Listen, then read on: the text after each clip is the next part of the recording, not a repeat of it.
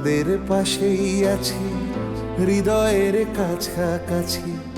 জীবনের পথ সোজা নয়, আশা নিয়ে নিত্য বাঁচি।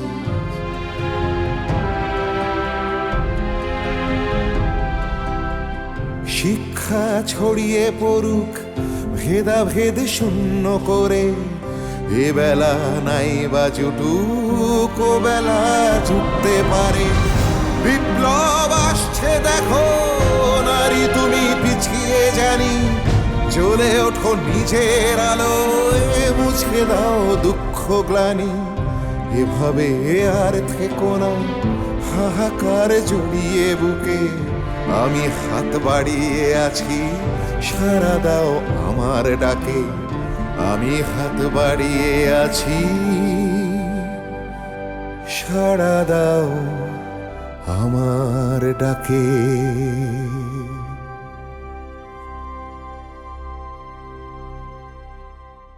চন্দ্রভানের ঘটনার কথা ভোলা যায় না।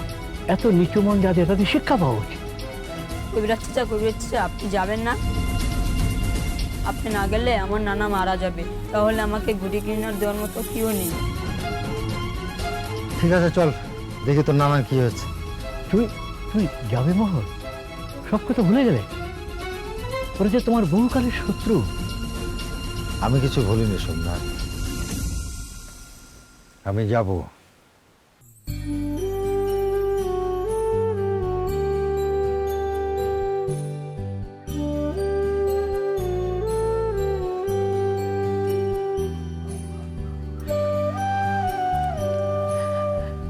কতদিন পর পুজো করে শান্তি পেলাম।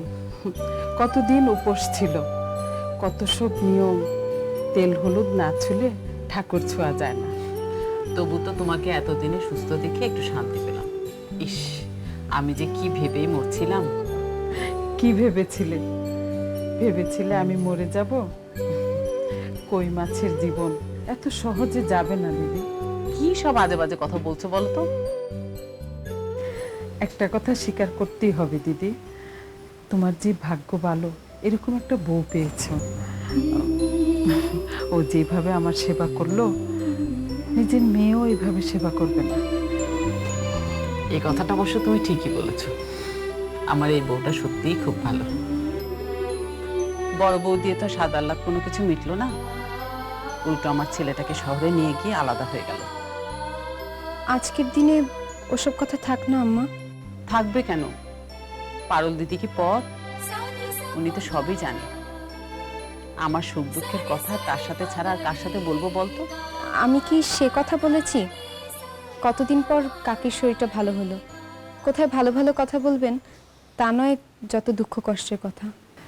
মনের মধ্যে যে দুঃখের বোঝারা জগদ্দল পাহাড়ের মতো চেপে বসে আছে রে মা, এটা সরাতে চাইলেও সরবে না।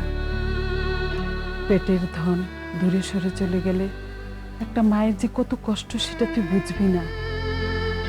দেখ, সুবিমল আজ জেলে পড়ছে, সুলতান সুলেমান ওরা শহরে বসে আছে। ওরা একবারও কি ভাবে তাদের মায়েদের কি অবস্থা? স্বার্থপর, সব স্বার্থপর। তবু ভালো আমার বৌমা শহরে যাওয়ার জন্য জেদ ধরেনি। তোমার বউ না হয় লক্ষ্মী মেয়ে, কিন্তু ছেলে কি শুনবে তোমার কথা? সে তো চাইবে তার বউকে শহরে নিয়ে যেতে। হ্যাঁ, সে তো চাইবেই, আর চাওয়াটা তো খুব একটা অন্যায় নয়। কিন্তু সেদিন কি হবে বলো তো? সকলকে নিয়ে সংসার করতে চেয়েছিলাম, আর আজ সেই সংসার খুইতে খুইতে এতটুকু হয়ে যাচ্ছে। কমলাটারও তো বিয়ে শাদী দিতে হবে। তারপর এত ভেবো না তো দিদি, এত ভেবে কি জীবন চলে? আমি কি ভেবেছিলাম সুবিমল ডাক্তারি পড়া ছেড়ে বিপ্লবী হবে, জেলে পৌঁছবে? সবই উপর আলার ইচ্ছা দিদি। তবে জাতপাতের ঝামেলা না থাকলে কমলাকে কি গ্রামের বাইরে যেতে দিতাম? আমার ছেলের বউ করেই আনতাম। সেটাতে কি তোমার অমত থাকতো বলো? আপত্তি? আপত্তি কিসের দিদি? এ বাড়ির বউ হওয়াটা তো ভাগ্যের ব্যাপার। আর তাছাড়া কমলা তো তোমাদেরই মেয়ে। তোমার মনে আছে কমলা নামটা কে দিয়েছিল? উনি রেখেছিলেন। কোজাগরী পূর্ণিমার দিনে জন্মেছিল তো তাই। ফুটফুটে জ্যোৎস্নার মতো বর্ণ, সার্থক নাম তার কমলা। জাতের বাধা নিষেধ যদি না থাকতো তাহলে এতদিনে দুই পরিবারের মধ্যে একটা আত্মীয়তা সম্পর্ক গড়েই উঠত। তোমরা তো আমাদের আত্মীয়রও আত্মীয়। এই দুই পরিবার মিলেমিশে সুখে দুঃখে একই সাথে যাতে থাকতে পারি, ঠাকুরের কাছে এই প্রার্থনা করি। আর কি বা চাওয়ার আছে আমাদের বলো? আরেকটা জিনিস চাওয়ার আছে, আপনাদের ছেলেরা যেন আপনাদের কোলে ফিরে আসে।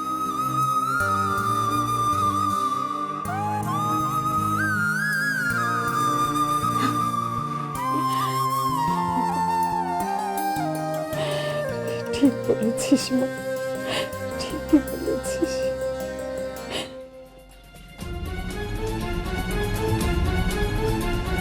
রক্তচাপ বড্ড বেশি চঞ্চল মোহন, হঠাৎ খাটিয়ে চাপিয়ে বাড়ি নিয়ে এলে পথে যদি কিছু একটা হয়ে যেত। এছাড়ার উপায় কি? ওদের ওখানে কাটাছেড়া করা যেত না। তুমি কি শল্য চিকিৎসা করবে? রোগীকে বাঁচাতে হলে শল্য চিকিৎসা ছাড়া উপায় নেই। প্রাচীন শাস্ত্রে লেখা আছে, আগে মাথায় রক্তচাপ উঠলে বুদ্ধিরা এই রগের দুপাশে যোগ আটকে দিত। একে বাঁচাতে হলে এখন কিছু রক্ত বের করে দিতে হবে, না হলে ভালো হবে না। হ্যাঁ মোহন, মোহন চাচাটা দে, কথা যা বলছি সেটা কর।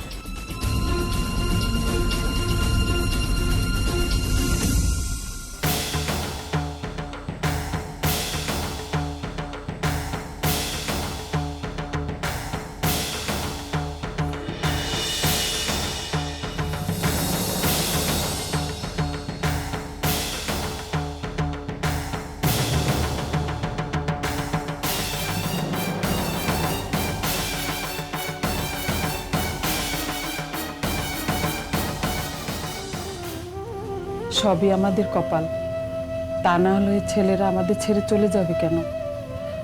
তুমি মন খারাপ করছো তোমার ছেলেরা শহরে চলে গেছে বলে? তুমি আমার কথা একটু ভাবো। সুবিমল থেকেও তো নেই, কোথায় আছে, কেমন আছে, কি কাঁদছে কিছুই জানি না। সুবিমল ভাইজানের কোনো খোঁজই কি আর পাওয়া যায়নি? খবর পাই, তবে ভাষা ভাষা। মাঝে মাঝে ওর বন্ধুরা এসে বলে যায়। তোমার চাচাকে যে পাঠাবো সে উপায়ও নেই। মানুষটা গ্রামের মহামারী ঠেকাতেই ব্যস্ত। এখান থেকে কলকাতা তো কম দূরে নয় যে ইচ্ছে হলে দেখে আসবে। তবু তো একটু একটু হলেও খবর পাচ্ছ, এই রক্ষী। হ্যাঁ, এটুকুই তো সম্বল। জেলে শুনেছি ভালোভাবে খেতেও দেয় না, একটা খুপড়ি করে মেঝেতে কম্বল বিছিয়ে শোয়। তবু নাকি সারাক্ষণ সেখানে বসে দেশের কথাই ভাবে। বন্ধুরা তো তাই বলল। এবার ছেলে ফিরে এলে তাকে একটা বিয়ে করিয়ে দেবে, দেখবে পায়ে শেকল পড়লে তখন ঘরে মন বসবে। আমারও তো তাই ইচ্ছে, জানি না ছেলেটা রাজি হবে কিনা। দেশ উদ্ধারের নেশা যাকে পেয়ে বসে সে কি বাঁধনে জড়াতে চায়? ওকে নিয়ে আমার খুব ভয় হয়, এরপর না আরো বড় কোনো বিপদে জড়িয়ে পড়ে। ছেলেকে জোর করবে, কান্নাকাটি করে হোক, যে করেই হোক তাকে বেঁধে রাখবে, দেখবে সব ঠিক হয়ে যাবে। কি হবে বলো তো দেশ দেশ করে? এই যে তোমরা এত কষ্টে আছো, দেশের মানুষ কি তোমার খোঁজ নেয়? অথচ এই দেশের মানুষগুলোর জন্য ওদের যত লড়াই, নিজের জীবন দিতেও পিছপা হয় না। এই তুমি অখিলেশ আর পুষ্পকেই দেখো না, প্রাণটাই চলে গেল, অথচ আমাদের নয়নতারা গ্রামের কোনো কিছু এলে গেল? আসলে আমার স্বামীটা না অন্যরকম। বলে কি না ওরা নাকি দেশের জন্য শহীদ হয়েছে, ওদের জন্য দেশের মানুষ গর্ব করে। কে যে করে সেটাই তো বুঝি না। বরং শুনেছি ওদের ভিটে গ্রাস করার জন্য মেজো মল্লিক উঠে পড়ে লেগেছে। কিছু মানুষ সবসময় দেশের সঙ্গে বেইমানি করে এসেছে। আমরা কি মির্জাফরকে ঘেন্না করি না? কোনো বাবা মা কি তার ছেলের নাম মির্জাফর রাখে? অথচ সিরাজউদ্দৌলাকে সবাই কত ভালোবাসে, ভক্তি করে। বাবা মায়েরা তাদের ছেলের নাম সিরাজ রাখে। তুই এত কথা জানলি কি করে? আপনার ছেলেই বলেছে মা, বলেছে যুগে যুগে দেশে অনেক বেঈমান ছিল, থাকবে, আর তাদের মধ্য দিয়ে দেশে স্বাধীনতা নিয়ে আসবে। চুপ, একদম চুপ। এসব কথা বাইরে একদম বলবি না, আর সুলতানকেও বলতে নিষেধ করে দিবি। দেখেছো দিদি, কেন আমি চিন্তা করি? ঢাকাতে তো কেউ শাসন করার নেই। ওখানে যদি এরকম বেফাস কোনো কথা বলে ফেলে, আমার ছেলেটা যদি আমার জামাইয়ের মতন হতো। সুলতান ঠিকই বলেছে, ভীষণ জেদি, স্বাধীন চেতা, ওকে শাসন করা দরকার। কিন্তু অত বড় ছেলেকে আমি শাসন করি কি করে বলো তো দিদি? না না আম্মা, উনি শুধু আমায় বলেছেন, আর কাউকে বলবেন না। আর কাউকে যে বলবে না সেটা কি তুই জোর দিয়ে বলতে পারিস? সেবার নিশ্চয়ই ঢাকায় গিয়ে কোনো গন্ডগোল করেছিল, এই জন্যই সুলেমান সাবধান করে দিয়েছে। যদি পুলিশ ধরে, যদি জেল হয়, হায় আল্লাহ, আমি কি এই জীবনে একটু শান্তিও পাবো না?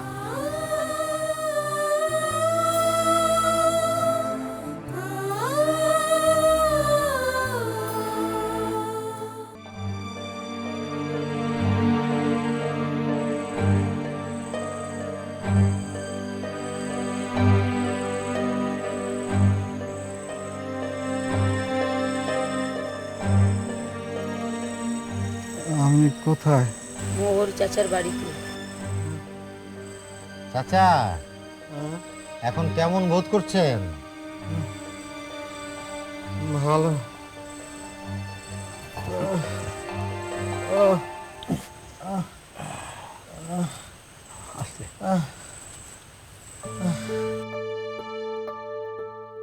কিন্তু মাথাটা খুবই বেদনা। উচ্চ রক্তচাপে এরকমই হয়, ধীরে ধীরে ঠিক হয়ে যাবে। জ্ঞান থাকলে আপনি হয়তো আমার ঘরে আসতে চাইতেন না। তখন আপনার যে অবস্থা ছিল, তাতে আমার ঘরে নেই আপনার রক্তচাপ কমাতে। নইলে মরে যেতেন, নয়তো একদিক অসাড় হয়ে খাটে পড়ে থাকতেন। তোমরা জোড়া বুদ্ধিতে আমার জীবনটা বাঁচিয়ে দিয়েছি বাবা। না না, আমি কিছু করিনি, যা করার ওই মোহরই করেছে। নিজের ছেলে আর ওর বন্ধুদের জুটি আপনাকে এখানে নিয়ে এসছে। আমি তো কিছুই বুঝতে পারিনি, হঠাৎ করে মাথাটা ঘুরে গেল, তারপর দুই চোখ অন্ধকার হয়ে গেল। আপাতত রক্তচাপ কমে গেলেও অন্য একটা রোগের লক্ষণ দেখা যাচ্ছে, ফুসফুসের সংক্রমণ। অবস্থা বেশ জটিল। তবে আমার পরামর্শ যদি শোনেন, শহরে গিয়ে হাসপাতালে বড় ডাক্তার দেখান। সেখানে শল্য চিকিৎসা করলে ভালো হওয়ার সম্ভাবনা আছে। আবার হাসপাতালে কেন? এই বুড়ো বয়সে আমার এই গ্রাম ছেড়ে কোথাও যেতে ইচ্ছে করে না। মরতে যদি হয় আমি গ্রামে বসে বলবো। আর বাবা, তুমি যখন রোগ ধরতেই পেরেছ, তাহলে কি সারাতে পারবে না? মনির চাচা, রোগীর যদি বুদ্ধির উপর বিশ্বাস না থাকে, তাহলে কোনো রোগী সারে না। আপনার তো আমার দাওয়াইতে বিশ্বাস নেই। আমরা তো সবাই কর্তাকে যেতে মানা করছিলাম, উনি তো শুনলেন না। কেন গেলাম জানেন? আপনার এই নাতিটি বলল যে আপনার জ্ঞান না ফিরলে ওর ঘুড়ি কেনা দেওয়ার মতো কেউ নেই, সেই জন্য গিয়েছি। তাহলে সারা নয়নতলা গ্রামের লোক জানে যে আপনার আমার উপর কোনো বিশ্বাস নেই। না না, বিশ্বাস করো, আসলে সেদিন আমি কথাটা ঠিক ওভাবে বলতে চাইনি। কি বলতে চাইছেন সেটা আমরা ভালো করেই জানি। শাক দেওয়ার মাছ রাখতে হবে না। মোহর, উনি এখন সুস্থ, বাড়ি পাঠাবার ব্যবস্থা করো। তোমরা মিছেই রাগ করছো। তোমার পরিবারের সঙ্গে আমার পরিবারের উপর আপনার যে নেক নজর নেই সেটা সবাই জানে। বাবা, আমাকে মাফ করো বাজান। আর কতবার কতবার আপনাকে মাফ করতে হবে মনির চাচা?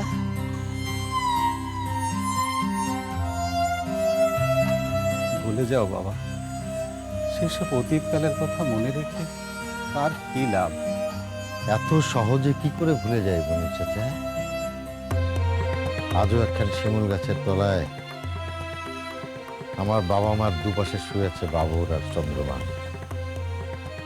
চন্দ্রবান আমাকে আজও ডাকে। সেই ডাক আমি এত সহজে কি করে ভুলে যাই? এসব কথা এখন বলি কি লাভ? আমান, উনি চাচাকে দিয়ে আয়। তোমার আব্বা বুদ্ধির কাজ করেছেন, এখন উনি কি করবে সেটা উনিই জানেন। কে মোহর, আমি এখন বাড়ি যাব। হ্যাঁ হ্যাঁ, তুমি যাও, তোমাকে এতক্ষণ রাখা ঠিক হয়নি। তো তুমি এ কথা আমাকে বলবে না? মনির চাচা, আপনার ভয়টা আপাতত কেটে গেছে, যান বাড়ি যান। আর ভালো কোনো ডাক্তার বা বুদ্ধি দেখিয়ে চিকিৎসা করে নেবেন। আমান, মন, যা চাচাকে পৌঁছে দাও। উফ, উফ।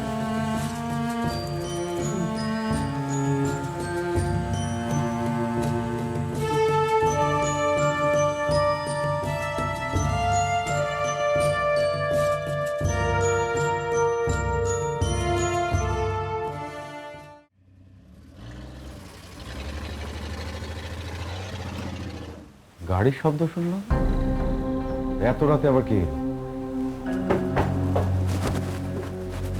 স্যার, টেলিগ্রাম কে পাঠিয়েছে?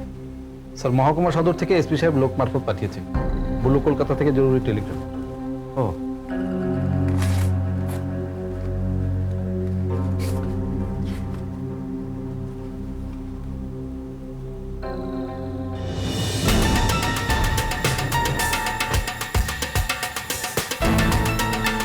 খাইছে।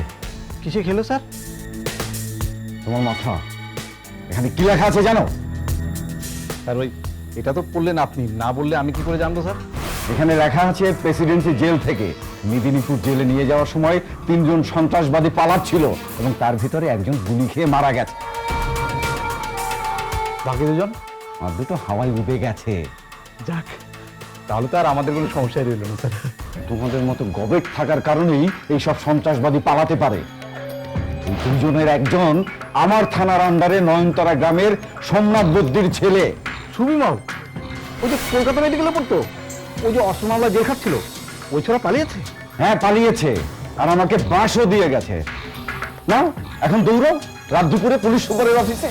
আহারে, এই ঘুমানোর সময় আসলে আমি জানলে স্যার আমি সকালবেলা এই টেলিগ্রামটা আপনার হাতে দিতাম। হ্যাঁ, বাজে না বকে 2 জন কনস্টেবলকে পাঠাও সোমনাথ বদ্দির বাড়ির আশেপাশে নজর রাখতে। কে যাবে স্যার এত রাত ওইখানে? তাছাড়া স্যার ওই এলাকায় বড় বড় সাপের উপদ্রব। হ্যাঁ। তাহলে তুমি যাও। হ্যাঁ, আমি? না না, আমার যাওয়াটা একদম ঠিক হবে না স্যার। আমি যদি চলে যাই স্যার, তাহলে ডাকাত দল তো এখানে আক্রমণ করতে পারে, তাই না স্যার? ওই চিরঙের মতো। তার চেয়ে স্যার আমি এখানে থাকি, আপনি বরং স্যার ঘুরে আসুন। হ্যাঁ।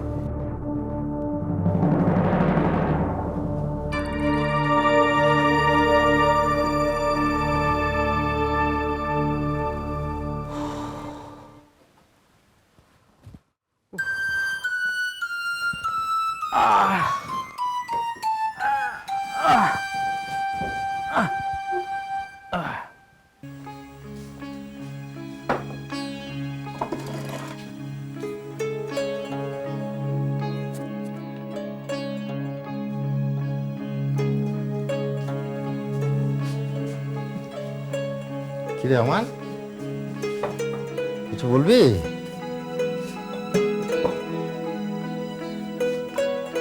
কি হলো, কি বলবি বল?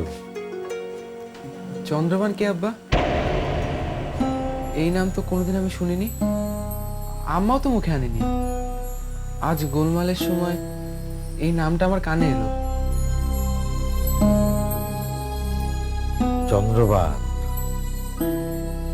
হ্যাঁ রে, চন্দ্রবানের কথা এই বাড়িতে আলোচনা হয় না, আমি করতে দিই না। ও ছিল আমার বুকের পাঁজর। ওর কথা মনে পড়লে বুকের পাঁজরে ব্যথা লাগে বাপ। বুকের ভেতরের খাঁচার পরানটা হুম করে ওঠে। এমন একটা মানুষের কথা আমি জানবো না? নিশ্চয় জানবি, জানবি না কেন? তোকে আমি সব কথা বলবো, তুই আমার ছোট ছেলে। কিন্তু আজকে না, আজকে তো অনেক ধকল গেছে, আর রাতও হয়েছে অনেক, আর সে কাহিনী অনেক লম্বা। একবার শুরু করলে রাত শেষ হয়ে যাবে। তাহলে আজ থাক, আম্মা খেতে রাখছে, ভাত বাড়া হয়ে গেছে। হ্যাঁ, তখন রান্নাঘরের পাশ দিয়ে যাওয়ার সময় ঘ্রাণ পাচ্ছিলাম। তোর আম্মাকে বল যে আমি আসছি। হ্যাঁ রে, তোতন কি ঘুমিয়ে পড়েছে? হ্যাঁ, ওকে তো চাচি অনেকক্ষণ আগে খাইয়ে দিয়েছে। হ্যাঁ, খুব ভালো করেছে। অতটুকু ছেলে কি এতক্ষণ জেগে থাকতে পারে নাকি? মুনির খুঁড়ো হাতে হাতে ফল পেয়েছে। সভাতে সবার সামনে অপমান করেছিল, আজ তাকেই আসতে হলো তোমার কাছে। ওর ছোট নাতিটার মুখ চেয়ে সবতি ভুলে গেলাম না। আমি কবিরাজ, মানুষের সেবা করাই আমার ধর্ম। চন্দ্রবানের কথা ভেবে আমার যতই রাগ দুঃখ অভিমান যাই হোক, চিকিৎসকের ধর্ম থেকে তো সরে আসতে পারি না। আর চন্দ্রবানও ভেস্তে থেকে সব দেখছে, ও আমাকে নিশ্চয়ই ক্ষমা করবে। চন্দ্রবানকে এত ভালোবাসতেন? বাসবো না? ও ছিল আমার একমাত্র ছোট বোন। আমরা 2 ভাই, বাবর, মোহন, আর আমাদের একমাত্র ছোট বোন চন্দ্রবান। তার কি হয়েছিল? ওই মুনির বুড়োর সঙ্গে কিসের সম্পর্ক? চন্দ্রবান বোধ করে এই দুনিয়াতে আমাকেই সবচেয়ে বেশি ভালোবাসত। সে অনেক কাল আগের কথা, কত আশা করে দেখে শুনে ওর বিয়ে দিয়েছিলাম মুনির চাচার ছেলের সঙ্গে। তারপর তারপর সে এক কষ্টের কাহিনী, আজ থাক। আর সেটা বোঝার মতো বয়স তোর হয়নি, সময় হলে সবই জানতে পারবে। বেশ থাক, খেতে চলেন। দেরি করলে আম্মা আবার রাগারাগি করবেন। আম্মা বলেন অসময় খেলে আপনার নাকি শুল বেদনা হয় আবার। তোর আম্মাও অর্ধেক কবিরাজ হয়ে গেছে, একেই বলে সঙ্গ দোষ। তোর ভাইজানেরা তো কেউ আর এই বিদ্যা শিখলো না। শহরে হাওয়া এই সমস্ত প্রাচীন বিদ্যাকে উড়িয়ে নিয়ে যাচ্ছে। তোর আম্মারও তো বয়স হচ্ছে, যদি এই বয়সে এসে একটু কবিরাজি শিখে তো মন্দ কি। ঠিক আছে, চল।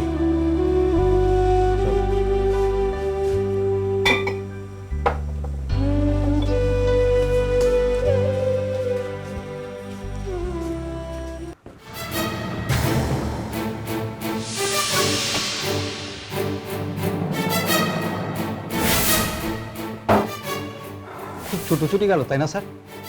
এত রাতে এসপি সাহেব কেন ডাকলেন? কোথাও দাঙ্গা লাগতে পারে বুঝি? লাগবে কি, লেগে গেছে আগুন আগুন। সে কি? কোথায় কোথায় এখন স্যার? আমার মাথায় আগুন জ্বলছে, সারা শরীর চিরবির চিরবির করছে আমার। আচ্ছা এক কাজ করো, তুমি আমার কোয়ার্টারে যাও, আমার বউকে গিয়ে বলো লেবু চিপে লবণ আর চিনির জল পাঠাতে। যাও যাও যাও। আর শোনো, পুরো একটা লেবু চিপে দিতে বলবে। যাও যাও যাও।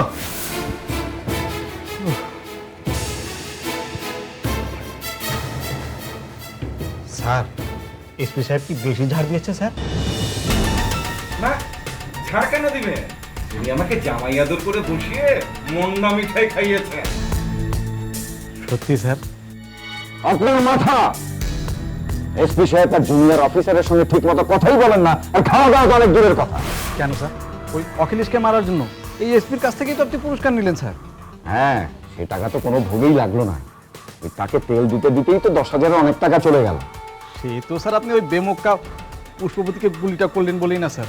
না মারলে তো আমাকে উপরে উপরে পুরস্কার নিতে হতো। উফ, কি ডেঞ্জারাস মহিলা।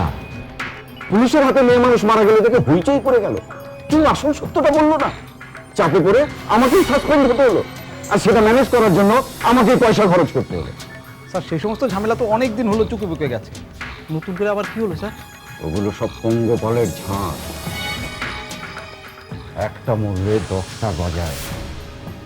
মনে আছে পুষ্পবতীর বাড়ির কাছে আমরা যখন এনকাউন্টারে গিয়েছিলাম, তখন ওখান থেকে একটা পালিয়ে গিয়েছিল, যেটাকে আজও ধরা যায়নি। আমি জীবনে অনেক ছোট মনে মেয়ে মানুষ দেখেছি, কিন্তু তোমার মতো মেয়ে মানুষ দেখিনি। বলতে পারো তুমি আর কতটা নিচে নামতে পারো? আমি যেই কথাটা বলি না কেন তুমি তার উল্টো মানে করো। আমি তো তোমার দু চোখের বিষ। আচ্ছা, তোমাকে কে তাবিজ করেছে বলো তো? ওসব টুকটাক তোমার পরিবারই হয়, তোমার ব্যবহারের জন্যই আপনা আপনি নজরে বিষ নেমে আসে। আমি কোন কথাটা খারাপ বলেছি?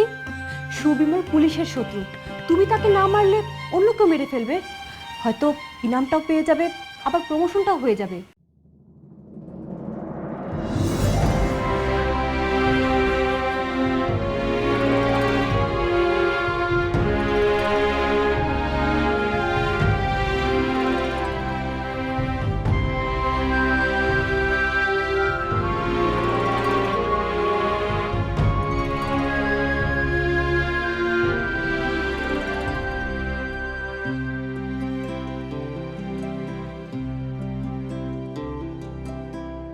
তোমাদের পাশেই আছি, হৃদয়ের কাছাকাছি, জীবনের পথ সোজা নয়, আশা নিয়ে নিত্য বাঁচি।